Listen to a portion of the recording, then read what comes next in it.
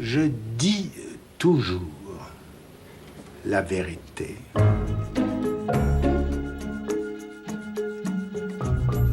Comment était-ce avant que fût repéré l'inconscient? Ben, c'était pareil.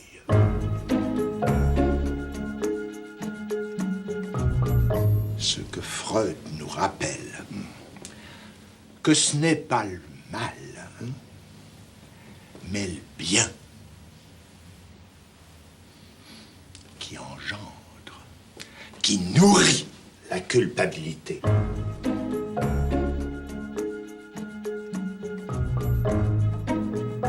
Est-ce que vous connaissez Lacan, que beaucoup dont je suis considèrent comme le plus grand psychanalyste depuis Freud? Moi, en tout cas, c'est ici, à Venise, au début des années 70, que j'ai compris pour la première fois qui il était. Mon frère aîné, Jacques Alain, devenu à 20 ans le plus fidèle de ses élèves, ayant épousé en 1966 sa fille Judith, nous étions partis en vacances avec Lacan en famille. Un jour, arrivant devant une église que nous souhaitions visiter et qui était fermée, celui-ci commença à tambouriner sur la porte jusqu'à ce que le sacristain finisse par descendre. Je ne sais pas ce que Lacan lui murmura à l'oreille, mais le sacristain ouvrit aussitôt son église et mit un point d'honneur à nous la faire visiter. Je me suis dit, étonnant ce Lacan. Il est donc capable d'ouvrir des portes qui auraient toutes les raisons du monde de rester fermées. Il faut dire qu'à l'époque, je ne savais pas grand-chose de Lacan. Je savais qu'il était né avec le siècle, 1901, dans une famille catholique appartenant à la moyenne bourgeoisie. Je savais qu'il était psychiatre de formation et que sa thèse de psychiatrie avait fait sensation en 1932, suscitant notamment la curiosité des surréalistes. Je savais enfin qu'il était de tous les psychanalystes le plus original et que son enseignement, dont je n'avais qu'une très vague idée, attirait du coup chaque semaine d'innombrables auditeurs.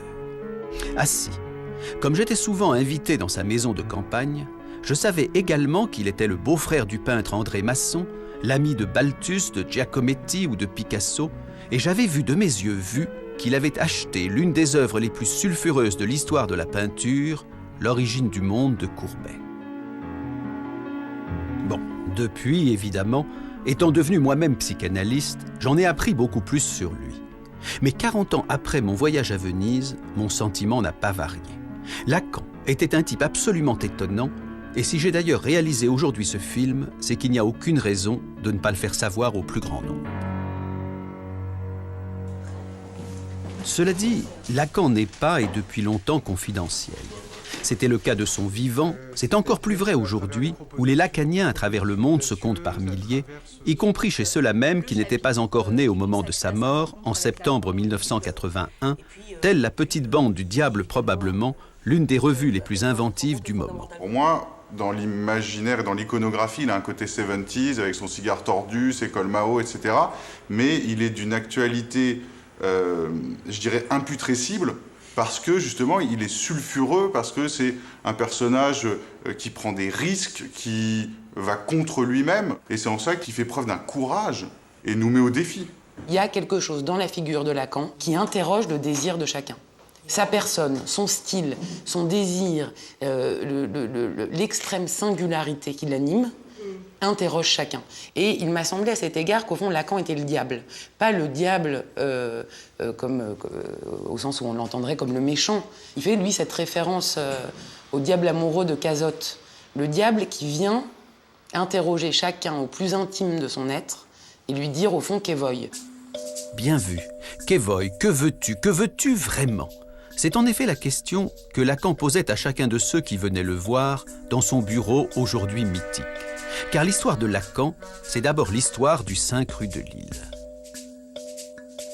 C'est le bureau de Jacques Lacan. C'est un bureau que j'ai très peu fréquenté, puisque je suis sa fille. Mais j'ai tenu à ce que ce bureau soit conservé, non pas pour en faire un musée, mais parce que je pense que c'est un lieu qui a trop compté pour tous ceux qui y sont venus et qui a trop compté pour l'histoire de la psychanalyse, et donc, je dirais, pour l'histoire universelle. Il faut bien dire que tout l'enseignement de Lacan vient de ce qu'il a entendu dans ce bureau.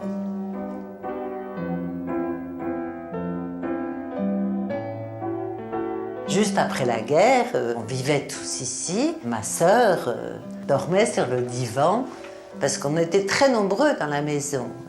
L'appartement a 117 mètres carrés. Il y avait nous quatre, ma mère, mon père, Laurence et moi. Et puis, les maçons étaient là aussi. Ils sont rentrés d'Amérique et pendant quelques temps, donc, Laurence devait dormir sur ce divan qu'elle dégageait quand elle allait à l'école, et peut-être un peu plus tôt, parce que mon père commençait très tôt. À 7 h du matin, jusqu'à pas d'heure, avec Gloria, dont mon père considérait qu'elle faisait partie de sa pratique.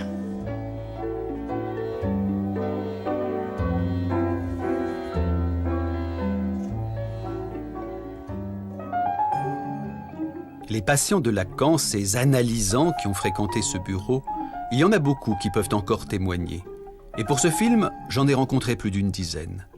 Je me suis dit qu'ils avaient vu Lacan de près, pendant des années, parfois tous les jours, et que le portrait qu'ils en feront sera subjectif, bien sûr, mais authentique. Eh bien, s'il y a au moins une chose que j'ai pu conclure après les avoir écoutés, moi qui n'ai pas fait d'analyse avec lui, c'est que Lacan ne ressemblait pas, mais alors pas du tout, à un fonctionnaire de l'inconscient. Je ne savais pas quoi faire de moi dans l'existence. Panne, alors que, au contraire, s'ouvrait un éventail de possibilités variées, très contradictoires. Justement, ce qui manquait, c'était le désir pour unifier toutes ces contradictions. Je me suis dit, il faut que j'aille voir Lacan. Mais alors, autour de moi, on disait, mais c'est pas possible, il y a des files d'attente invraisemblables, de toute façon, il ne va pas te prendre. Je l'ai appelé et j'ai demandé à lui parler. Il m'a répondu. Je ne pensais pas que je pouvais comme ça lui parler aussi immédiatement. Je lui ai demandé un rendez-vous. Je lui ai dit, écoutez, docteur Lacan, je voudrais vous voir. Et il m'a dit, venez demain à 17 h. Voilà. Au départ, je voulais faire une analyse avec Anna Freud, donc je me suis mise à apprendre l'anglais. Parce que je connaissais que ça, je connaissais Freud et Anna Freud. Voilà. Et puis finalement, j'ai abandonné l'idée et arrivé à Nanterre, j'ai entendu parler de Jacques Lacan. J'étais persuadée que Lacan avait connu Freud, donc c'était le lien était là, quoi. Le lien à la psychanalyse était là, dans le fait d'avoir connu Freud. Or, en fait, il ne l'a pas connu, il ne l'a même pas rencontré. Qu'est-ce qui vous a frappé chez Lacan la première fois que vous l'avez vu ? Ah, une gentillesse extraordinaire. Une attention que je n'avais jamais rencontrée auparavant. Quelqu'un d'attentif au-delà du courant. Une présence, voilà, une présence attentive. Tous les mots avaient un poids, avaient une importance considérable. Tous les mots qu'il prononçait ou qu'on prononçait soi-même ? Que l'on prononçait soi-même, par son écoute. Même quand on parlait de choses tout à fait banales, des choses du quotidien, mais qui venaient là dans les séances, il avait une manière de les écouter en les reprenant, que ça en faisait comme des objets précieux à travailler. Et souvent, on a entendu dire que Lacan s'occupait à toute autre chose. Lacan s'occupait surtout à écouter celui qui lui parlait.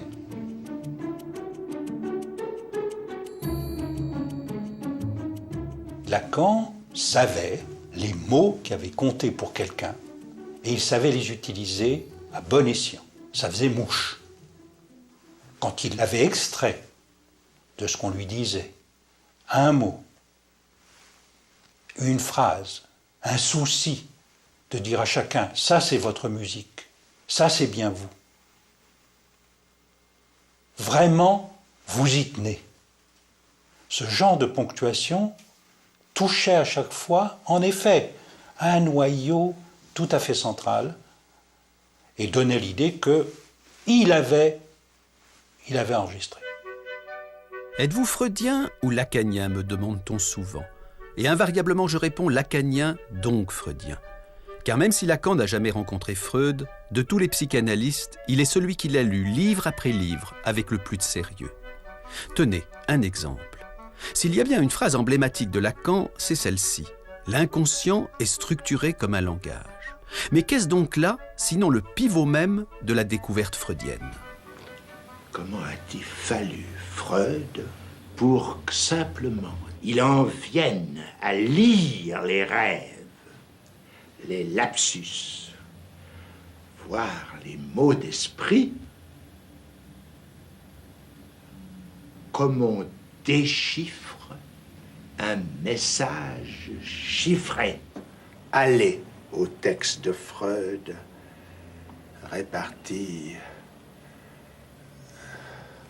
dans 3 livres, qui s'appellent La science des rêves, La psychopathologie de la vie quotidienne et ce qu'on a traduit le mot d'esprit, le Witz.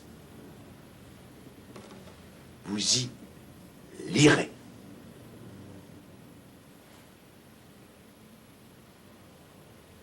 Qu'il ne s'agit de rien d'autre que d'un déchiffrage. Enrichissant et prolongeant la théorie freudienne, sans jamais chercher à la dépasser, Lacan savait aussi en parler d'une façon très concrète à ses patients. À vous, à la première séance, qu'est-ce qu'il vous a dit de la psychanalyse ? Il me dit, écoutez, on finit toujours par devenir un personnage de sa propre histoire. La psychanalyse, simplement, permet d'accélérer les choses. Vous obtenez des effets de style qui peuvent être intéressants. C'est la différence entre un long roman et une courte nouvelle. Je pense que la psychanalyse vous intéressera pour ça. Ça m'est resté, y compris le goût pour les courtes nouvelles. Faire une analyse avec Lacan, c'était donc gagner du temps pour vivre plus intensément sa propre vie ? Alors ça, c'est incontestable. C'est même ça qui pourrait caractériser, je crois, pour chacun, ce que ça fait d'avoir fait une analyse. Et à tous les niveaux, simplement parce que ce désir qui nous habite, avec lequel on est plus ou moins fâché ou éloigné tant que les symptômes sont un peu trop présents. Une analyse, ça permet au fond d'éclairer un peu ce que sont les symptômes, de se délester de beaucoup de souffrances, et du coup, qu'est-ce que ça libère ? Ça libère le désir, donc forcément, en effet, la vie. Et la vie à tous les niveaux. C'est vrai dans la vie amoureuse, c'est vrai par exemple pour une femme qui déciderait d'avoir des enfants, c'est vrai au niveau du travail. Moi il se trouve que par exemple j'ai toujours été une grande travailleuse, mais ça a décuplé mes forces au travail et avec un bonheur et une envie voilà, qui est là tout le temps. Cela dit, ne racontons pas d'histoire. Faire une analyse avec Lacan n'était pas de tout repos. On s'allongeait sur son divan, mais pas pour s'y relaxer. C'était difficile, Lacan. Il te prenait avec une main, mais il te... Bon, il me vient le nom en italien, il strattonava avec l'autre main. Strattonava, ça veut dire quoi? Il te tenait avec une main et avec l'autre, il te secouait comme un prunier. Mais il te tenait avec une main. Et ça, je ne pouvais pas le lâcher. Quand je l'ai rencontré, je savais qu'il allait se passer quelque chose avec lui. Je ne veux pas dire de terrible, mais en tout cas, c'était un grand risque. D'ailleurs, il a fallu que j'aille faire des tours en Italie. Je suis revenue, et puis j'ai craqué. Mais je lui ai dit un jour, je vous aime, mais je vous déteste. Voilà. Il m'a dit, il faut bien commencer par quelque chose. Aujourd'hui, vous êtes marié, vous avez 2 enfants, mais à l'époque de votre analyse, vous étiez prêtre. Qu'est-ce qui s'est donc passé avec Lacan? Il a provoqué une espèce de scission entre un idéal auquel j'étais né et j'avais tenu depuis que j'étais petit. Il faut penser que je suis entré au couvent que j'avais 10 ans et ordonné prêtre à 25. Il a fait une coupure entre cet idéal et ce qui m'était comme passion, comme ma passion. La psychanalyse vous a détaché de l'Église, elle vous a également détaché de Dieu? C'est bizarre, c'est resté la même chose. J'ai douté avant, je doute maintenant.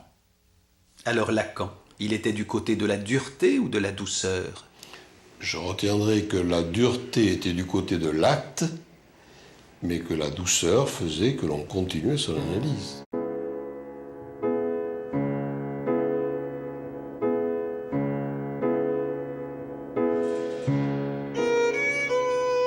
Un jour où je voulais interrompre ma propre analyse, j'ai interrogé Lacan. Pourquoi est-ce donc si dur de tirer au clair son inconscient? Ce que j'ai retenu de sa réponse, je le résumerai ainsi. La vérité est toujours incommode à supporter, et il se peut que la psychanalyse finisse par nous apprendre sur nous-mêmes ce que nous préférerions ignorer. Plus nous nous approchons de la vérité dans notre histoire, plus nous avons envie de lui tourner le dos. C'est pour cela, m'expliqua-t-il, qu'il avait toujours découragé ceux qui venaient à lui simplement pour mieux se connaître. Cela ne suffit pas. Il faut que quelque chose cloche, et handicape, et intrigue pour tenir la rampe au fil des séances. Il faut aspirer à ce que change dans son existence quelque chose de crucial. C'est pour cela aussi que Lacan ne jouait pas au bon apôtre. Mais c'est aussi parce qu'il était du côté de la vérité, et pas des simagrées de la bienveillance, qu'il savait faire preuve d'une humanité qui n'était pas de façade. Je viens d'Allemagne, je suis né en 1938, donc j'ai vécu les années de la guerre avec toutes les horreurs, les angoisses, l'après-guerre, la faim, les mensonges. J'ai toujours voulu partir d'Allemagne à cause de ça. Et dès le début, une des premières séances aussi, j'ai demandé à Lacan, est-ce que je peux guérir de cette souffrance-là? Et en le disant, j'ai compris non, que j'avais eu comme ça une idée, comme cette douleur-là, que je pourrais me l'arracher grâce à l'analyse. Non, il avait une manière de, je sais pas, de me regarder sur moi, qui m'a fait saisir, non, ça, il faudra faire avec toute la vie. Un jour, dans une séance, je parle à Lacan d'un rêve que j'ai fait.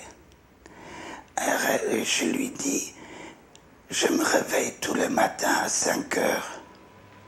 Et j'ajoute, c'est à 5 heures que la Gestapo est venue chercher les Juifs dans leur maison. À ce moment, Lacan se lève comme une flèche de son fauteuil, vient vers moi et me fait une caresse extrêmement douce sur la joue. J'ai compris, Gestapo, le geste. Il avait transformé la Gestapo en un Gestapo. Un geste tendre, il faut le dire. Un geste extrêmement tendre. Et cette surprise-là, ça n'a pas diminué la douleur, mais ça en a fait autre chose. La preuve, maintenant, 40 ans après, je le raconte encore, ce geste, je l'ai encore sur la joue. C'est un geste aussi qui un appel à l'humanité, quelque chose comme ça. Il avait une façon d'attraper le symptôme et de l'interpréter qui faisait que... immédiatement, pour ceux qui entendaient, c'était comme un mot d'esprit, c'était comme un Witz. Et en tout cas, c'était vivant.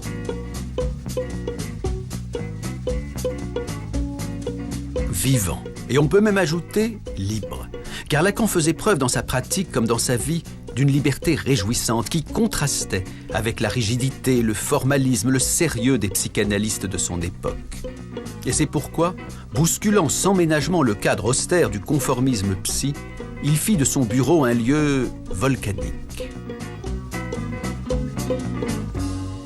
Chaque analysant vient, il a l'heure précise de son rendez-vous. Mais une fois qu'il débarque, il ne sait jamais quand Lacan va le prendre. On rentre dans le salon et la bibliothèque sont pleines de monde. Et alors, d'un côté, les jeunes, plutôt intimidés, attendant leur séance, et puis ceux de la précédente génération, qui causent entre eux le plus normalement du monde. On se croirait vraiment dans le dernier salon où l'on cause. À la fois, il peut y avoir des moments dans lesquels tous les sièges étaient pris. Et il y avait des moments et des heures où on était tout seul. Ce qui n'est pas du tout le même type de procédé que le faisait Freud, qui s'était inventé une technique à sa main, avec au contraire, c'était vraiment une personne dans la salle d'attente, une personne avec lui pendant 1 heure, une personne seule, et limitant au maximum les contacts, etc. C'était pas du tout ça, et ça réordonnait complètement les rapports de l'un et du multiple. Sa pratique ne se limitait pas à son bureau, à son cabinet, enfin, à ce périmètre-là. Il avait une mobilité assez extraordinaire et de cette façon, il brisait tous les standards. Évidemment, quand Lacan rentre dans son bureau, il ferme la porte derrière lui. Mais très souvent, disons qu'il oublie de fermer la porte. Résultat, tous ceux qui sont en attente entendent tout ce qui se dit.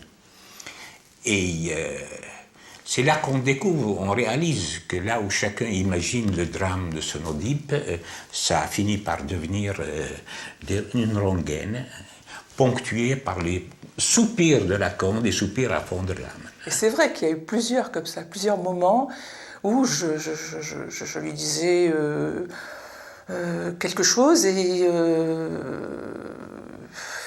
il laissait la porte ouverte, par exemple, alors que j'étais allongée sur le divan. Et je lui disais, écoutez, vous ne pouvez pas la fermer. Je m'a dit, oui, je vais la fermer.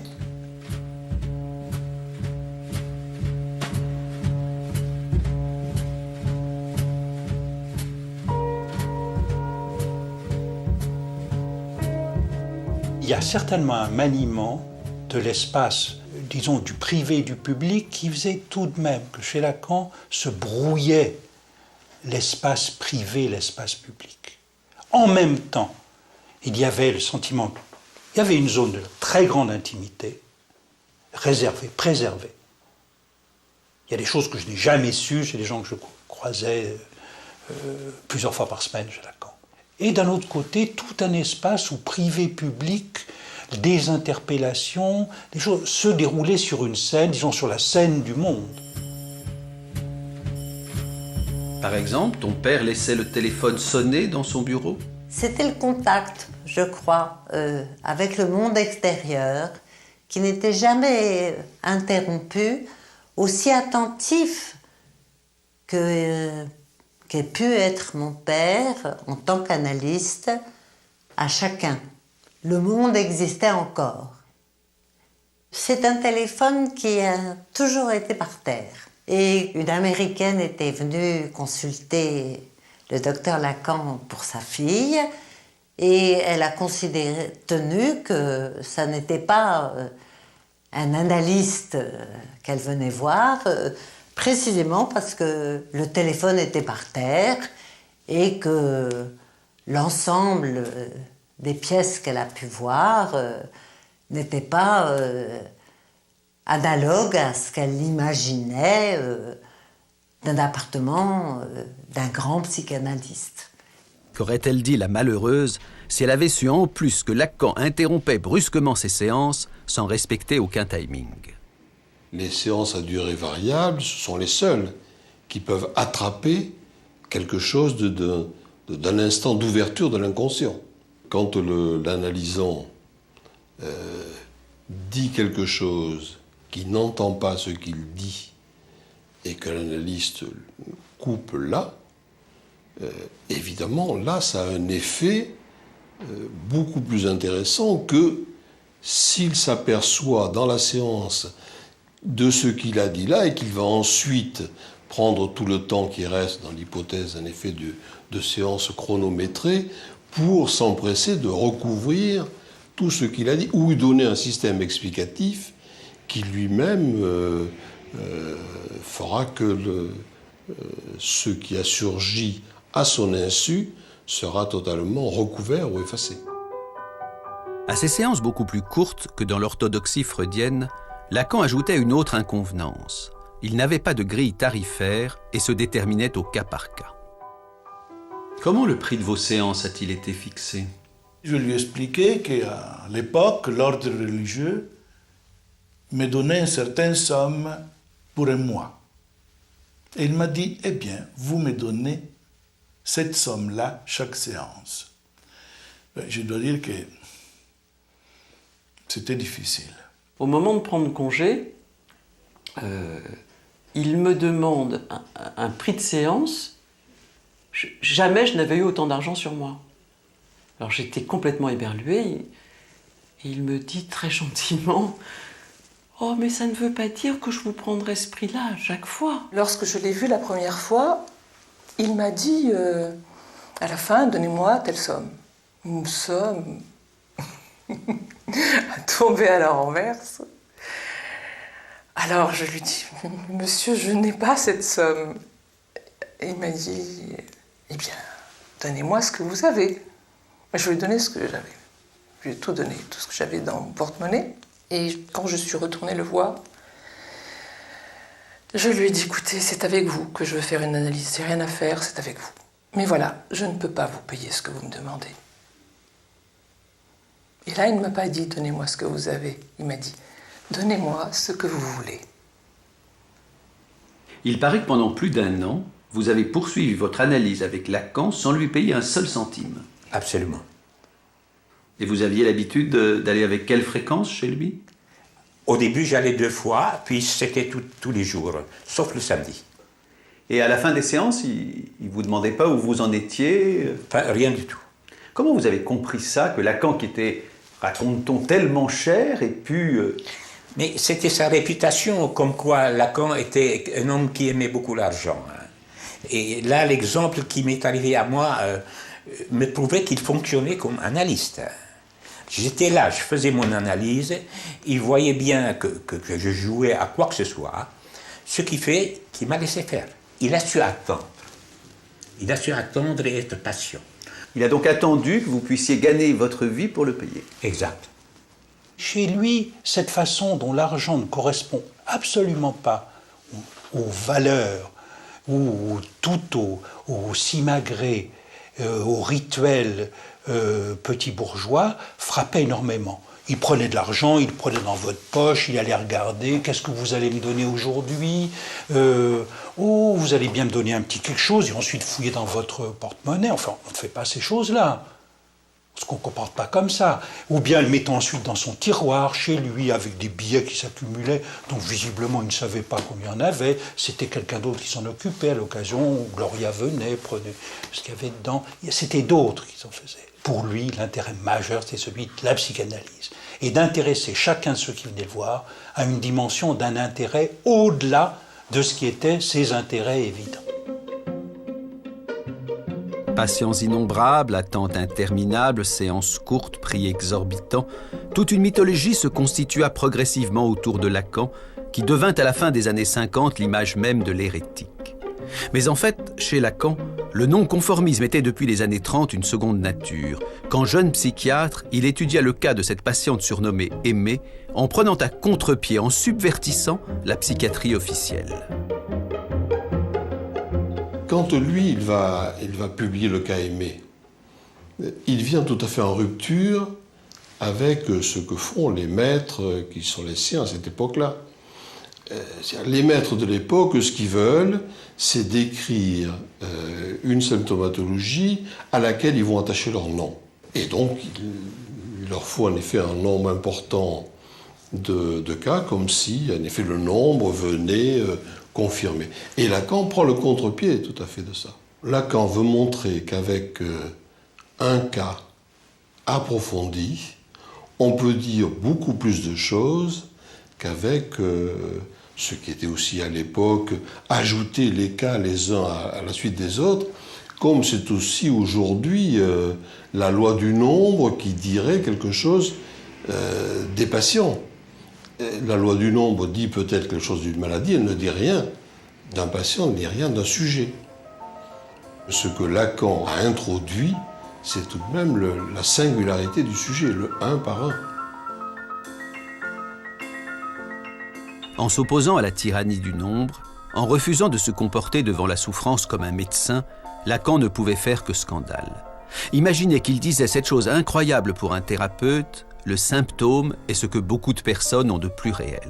Oui, le symptôme, ce qui nous handicape, ce que les autres appellent notre dérèglement, ce dont la médecine se propose de nous débarrasser, et hop, on n'en parle plus. Eh bien si, justement, parlons-en, disait Lacan. Soyons attentifs à ce que raconte le symptôme, non pas pour l'accepter tel quel comme une fatalité, mais pour l'apprivoiser et le transformer. Croyez-moi, un médecin rencontrant Lacan n'en sortait jamais indemne. De rencontrer Lacan et de faire une analyse avec lui, est-ce que ça a fondamentalement changé votre regard de médecin? Oui, parce que je suis devenu incapable de pratiquer la médecine. Incontestablement, l'expérience analytique a contribué à me défaire de cette position de savoir et de maître qui était celle qui me convenait très bien quand j'étais un jeune médecin. Je me souviens très bien d'ailleurs comment on m'a enseigné la médecine. Et on me l'a enseigné très bien. Au début, quand je faisais mes premières observations médicales, c'était dans un service de neurologie, on faisait de très très longs examens, la moyenne était d'1 heure, et on apprenait à mettre strictement entre parenthèses tout ce qui était personnel, tout ce qui concernait les petites anecdotes, les petits faits personnels du patient, pour ne retenir que ce qui était strictement objectivable, mesurable, vérifiable. Et ça a été un apprentissage qui s'est fait au fur et à mesure. Et c'est toute cette part singulière, personnelle, individuelle, qui s'est trouvée révélée le jour où j'ai pénétré dans le cabinet du docteur Lacan. Freud avait découvert la psychanalyse en étudiant l'hystérie, c'est-à-dire la névrose. Lacan, lui, savait la dette qu'il devait à la psychose, à la folie. Et c'est pour ça que toute sa vie, ce qu'on ignore souvent, il a continué à se rendre régulièrement à l'hôpital psychiatrique, notamment pour s'y entretenir avec des patients internés, dans le cadre de ce qu'on appelait sa présentation de malade, où il ne manquait jamais de surprendre les jeunes médecins qui l'accueillaient. Alors, j'ai retrouvé quelques notes griffonnées à l'époque, et au fond, c'était... je l'ai accueilli lors de sa venue à la présentation. Habituellement, c'était pas l'interne qui l'accueillait, mais ce jour-là, on m'avait demandé de le faire. Et je ne l'avais jamais rencontré personnellement. Et au fond, ça a été une surprise immédiate. Parce qu'il est arrivé, en montant le perron qui menait au bâtiment où se déroulait la présentation, en me faisant un sourire immense, plus immense que son visage, et comme s'il retrouvait une vieille connaissance très chère. Et je dois dire que c'était vraiment tout à fait surprenant. Et j'avais noté suavement galant, doucereusement agréable, outrageusement courtois, abusivement souriant, terriblement cinglant et malicieusement perçant toujours. Mais c'est ce même homme qui, quelques instants plus tard, devant le malade qu'on lui présentait, changeait du tout au tout, faisant entrer dans l'asile rien de moins que l'écoute psychanalytique. Pour lui, c'était un moment tout à fait important. Un moment, au fond, où il se laissait enseigner par la personne qu'on lui présentait. Donc, et il voulait enseigner aussi l'auditoire. Donc il était extraordinairement attentif à laisser se déployer la parole dans sa singularité, dégagée de tout syndrome morbide, comme on dit. La perspective de sa présentation était une position subversive par rapport à la tradition des présentations de malades, des médecins ou des psychiatres, où au fond on tentait plutôt de démontrer que telle personne entrait dans tel cadre clinique déjà préétabli, alors que Lacan voulait au contraire entendre tout le sel d'une expérience singulière. Hélas, la subversion n'est pas souvent bien vue. Et si les collègues de Lacan, psychiatres ou non, aimaient l'écouter et admiraient son incontestable talent d'orateur, ils ne l'en exclurent pas moins brutalement de leur rang et le traitèrent comme un dissident. Fort heureusement, cela fut l'occasion pour Lacan d'un nouveau départ à Normal Sup, avec à la clé la création de sa propre école de psychanalyse. Lacan avait été expulsé des écoles dans lesquelles il se trouvait auparavant. Il se retrouvait, comme il le disait lui-même, excommunié et par l'intermédiaire d'Althusser, il avait pu trouver asile à l'école normale, dans la salle de théâtre de l'école normale. Et du coup, parce qu'il avait été exclu, Lacan trouva un public beaucoup plus large que celui qu'il avait eu jusqu'alors, sidérant littéralement les plus brillants des jeunes intellectuels du moment, qui n'étaient pourtant pas en manque de maîtres. Nous pouvions à la fois entendre, discuter avec Michel Foucault, qui venait de publier l'Histoire de la folie. Il y avait à côté Roland Barthes, qui enseignait à l'école des hautes études, Georges Dumézil, qui, du côté de l'histoire des religions, nous apprenait à découvrir les vertus du structuralisme dans un champ tout différent de celui où il s'était imposé d'abord, c'est-à-dire dans la linguistique saussurienne. Il y avait Lévi-Strauss au Collège de France. Derrida est devenu répétiteur doublant en même temps Althusser. J'oubliais évidemment celui qui était le maître de Michel Foucault et que admirait aussi beaucoup Jacques Lacan, Georges Canguilhem. La première fois que j'ai vu Lacan, si on peut dire, je l'ai en même temps entendu et il faisait l'un des séminaires les plus brillants qu'il ait fait. Et c'est un des textes les plus forts, les plus retentissants, les plus inouïs. Et donc, on regardait ça. Je dois dire que nous n'avions pas tout à fait l'habitude, même en philosophie, d'avoir des choses aussi denses, aussi souveraines et aussi brillantes. Ça m'a paru une insolence extraordinaire. Parler comme il écrivait. Ça me paraissait d'une insolence extraordinaire, au double sens d'insolence, c'est-à-dire à la fois insolent au sens classique et puis inhabituel.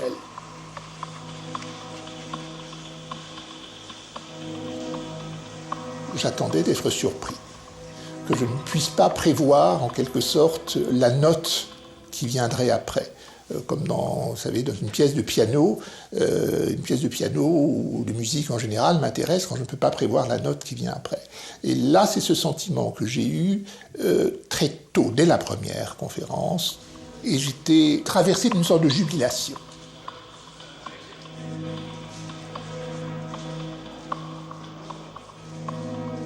Il n'y a pas de rapport sexuel, les noms du père, la femme n'existent pas. Lacan avait le sens de la formule, et ses auditeurs les notaient comme autant de mots de passe. Mais au final, dans son enseignement, Lacan était clair ou obscur? Ce qu'on appelle les écrivains clairs, généralement, peu importe les exemples, ce sont des écrivains clairs localement. On prend une phrase et c'est clair. Chez Lacan, la clarté est une clarté en réseau, ce qui, du point de vue du lecteur, signifie que c'est une clarté en parcours. Il faut parcourir le réseau, et comme ça n'est pas un seul réseau, mais plusieurs réseaux, tous les parcours ne produisent pas les mêmes lumières. La psychanalyse, dans les mœurs ou dans les idées, on parlait de l'inconscient, de la sexualité, du rêve, un point c'est tout. Lui, c'est quand même quelqu'un qui parlait de tout. Je veux dire, ça allait de Marx à Platon, les philosophes avaient une grande importance, il pouvait faire des grandes leçons sur le théâtre. Comme il connaissait le chinois, il pouvait commenter un texte en chinois écrit au tableau. Ensuite, il y a eu les exercices très difficiles d'algèbre ou de topologie. Et par conséquent, c'était une ampleur de savoir tout à fait extraordinaire. Car c'était aussi ça, Lacan.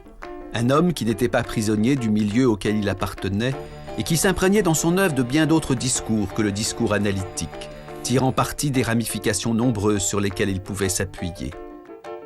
Amitié avec Maurice Merleau-Ponty ou Martin Heidegger, photographié ici à Guitrancourt, où Lacan se rendait tous les week-ends.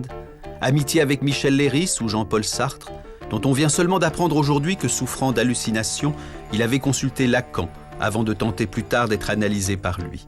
Amitié aussi avec les artistes, à commencer par les acteurs de théâtre. Il allait au théâtre, il avait fait sur le théâtre un grand nombre de séminaires formidables, ça allait de Sophocle à Claudel, à Genet, etc.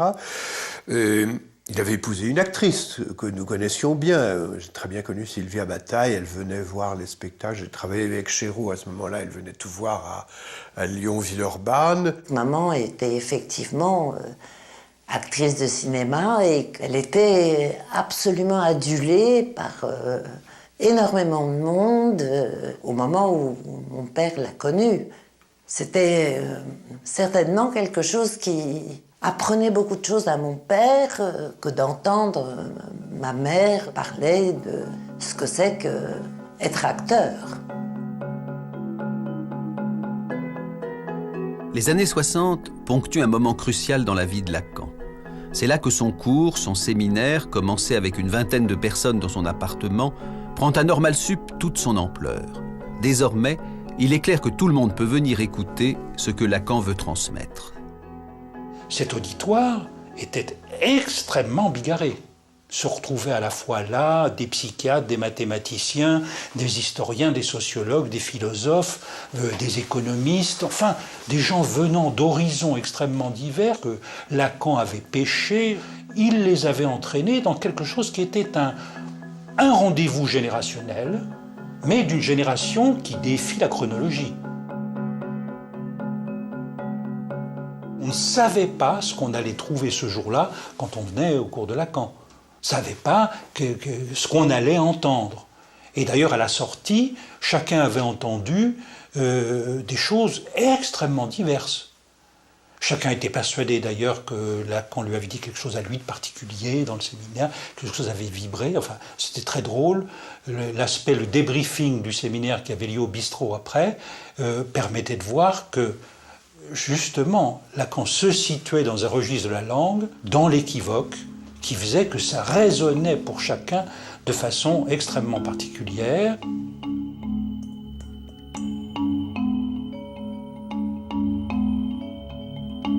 C'est à Normal Sup que Lacan rencontra mon frère Jacques-Alain, dont il dira très vite « il y en a un au moins qui sait me lire », décidant de lui confier la rédaction de son séminaire et faisant progressivement de lui son successeur.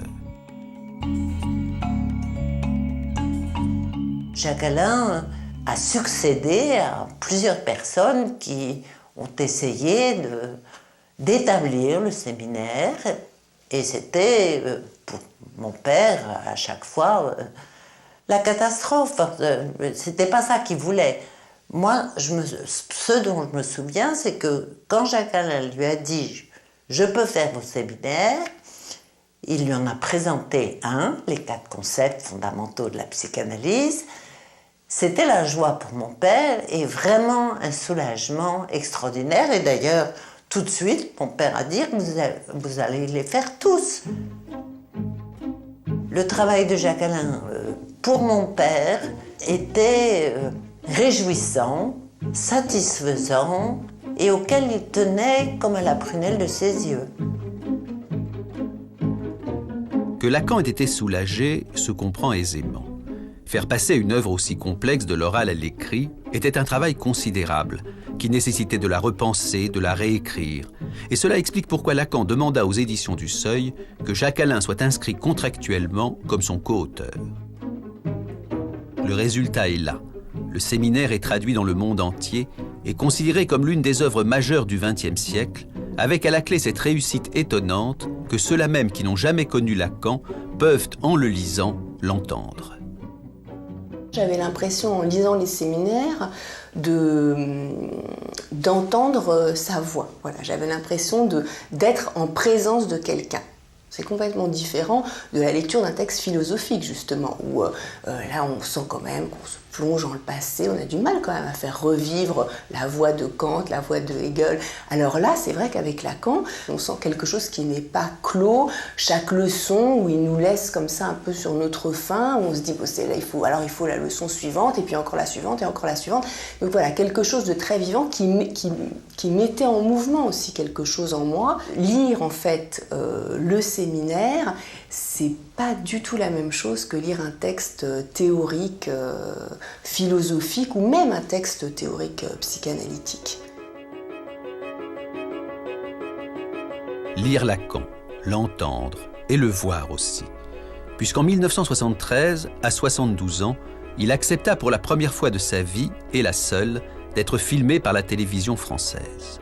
Avec derrière la caméra, un tout jeune homme qui allait devenir quelques années plus tard un des meilleurs réalisateurs du cinéma français. Pour vous, filmer Lacan, c'était une expérience singulière ? Pour moi, c'était un acteur prodigieux parce que c'était un interprète au sens fort. Et là, en plus, il interprétait sa propre parole, son propre discours. Et interprétation, du coup, s'entend évidemment dans tous les sens qu'on voudra. Il n'y a pas de différence entre la télévision et le public devant lequel je parle depuis longtemps, ce qu'on appelle mon séminaire. Vraiment pas de différence ? Dans les deux cas, il s'agit d'un regard. Qu'on ne croit pas pour autant que je parle à la cantonade, c'est le cas de le dire. Visionnant le film terminé, les dirigeants de la télévision d'alors furent stupéfaits et, ne comprenant que quic à tout ça, refusèrent catégoriquement de le diffuser. Je suppose que n'importe qui de sensé aurait accepté le verdict en pestant. Pas Lacan, qui ne connaissait rien à la télévision, mais appliquait son principe de ne jamais céder sur son désir. Lacan, lui, c'était là, maintenant. Ce qu'on avait dit, ça devait se faire comme ça, et pas autrement. Et il est rentré en guerre. C'était tous azimuts, aussi bien les sous-fifres de la télé qui l'appelaient en leur donnant des ordres par téléphone qui étaient absolument incontournables, et tous les importants, entre guillemets, il y en avait quelques-uns qui pouvaient avoir eu affaire à lui d'une façon ou d'une autre sur le divan ou ailleurs, tous ont été requis. Les coups de fil du docteur, les interventions, les lettres, les mots, les petites menaces comme ça envoyées ici ou là, enfin, ça a fini par produire un effet de rumeur qui s'est précisé de plus en plus, au point que Lacan, lui, a senti que non seulement ça passerait, mais que ça passerait à l'heure la plus improbable pour ces gens-là, et qu'ils l'exigeraient, et que ça marcherait. L'heure la plus improbable, c'était quelle heure, donc ? 20h30, le samedi soir, 2 samedis soirs de suite, ouais, à 20h30, à l'heure de la plus grande écoute sur la chaîne 1. C'est stupéfiant. Je vous le disais, drôle de type ce Lacan, animé par un désir qui ne le faisait pas tenir en place, comme sur la célèbre photo de Brassailles ou dans l'atelier de Picasso, à côté d'Albert Camus ou de Simone de Beauvoir, il est le seul à bouger. Peu de temps avant sa mort, il dira à ses élèves à Caracas « Soyez lacaniens si vous le voulez, moi je suis freudien ». Car tout en donnant naissance à travers le monde au plus important mouvement psychanalytique depuis Freud, il ne s'identifiait pas à lui-même et continuait de se penser décalé et seul. En fait, rien ne dit mieux qui était Lacan que les choix qu'il fit pendant la dernière guerre. Non seulement il hébergea des résistants ou mit un point d'honneur à ne rien publier, mais alors que les nazis occupaient Paris et que Vichy imposait l'étoile jaune, il donna à sa fille un prénom juif, Judith. Il m'a appelée Judith. Je suis née en 1941 et ça a été certainement d'un très grand poids dans ma vie. C'était quand même quelqu'un de très optimiste. Et en tout cas qui a cru à la résistance et qui a résisté.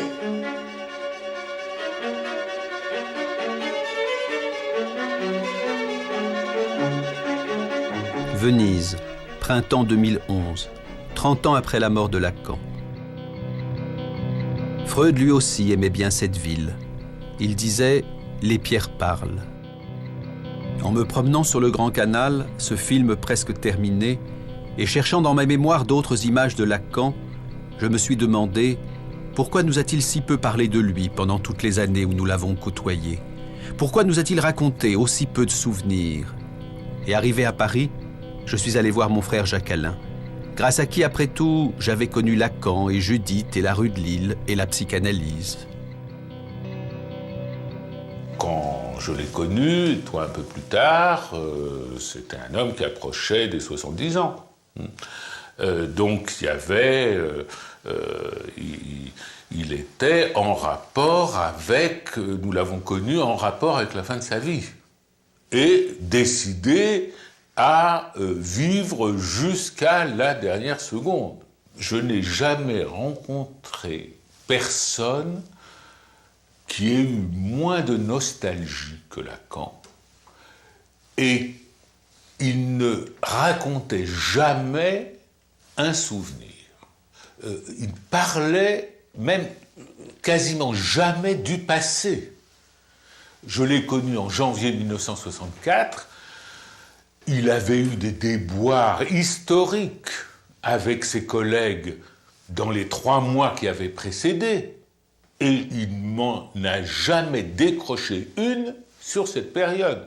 Des 16 années où je l'ai connu, j'ai dû lui poser 3 ou 4 questions sur sa vie passée auxquelles il a répondu. Pour le reste, c'était sans intérêt pour lui. Il était dans le moment présent et une petite anticipation. Il ne se préoccupait donc pas de la postérité? Les gens, pour lui, ça n'existait qu'un par un. Et c'est d'ailleurs pour ça qu'il a été si réticent pendant 20 ans à publier son séminaire. Il voulait avoir les gens devant lui, voir comment ils réagissaient, ce qu'ils allaient lui dire après, dialoguer avec eux. Et l'idée de s'adresser à la masse, au monde, voire à la postérité, ça lui était parfaitement étranger. La postérité, c'est une abstraction. Et c'était une abstraction pour Lacan. J'aurais pu m'en souvenir, mais je préfère le lire. Bon, parce que c'est dans l'esprit de Lacan, c'est un petit poème de Raymond Queneau, qui est tout à fait... Lacan le cite souvent, Queneau, et c'est tout à fait dans le même esprit. Ce soir, si j'écrivais un poème pour la postérité, Fichtre, la belle idée, je me sens sûr de moi, j'y vais, et à la postérité, j'y dis merde, et remerde, et re-remerde. Drôlement feinté la postérité qui attendait son poème. Ah, mais... Bon. Eh bien, ça c'est lacanien.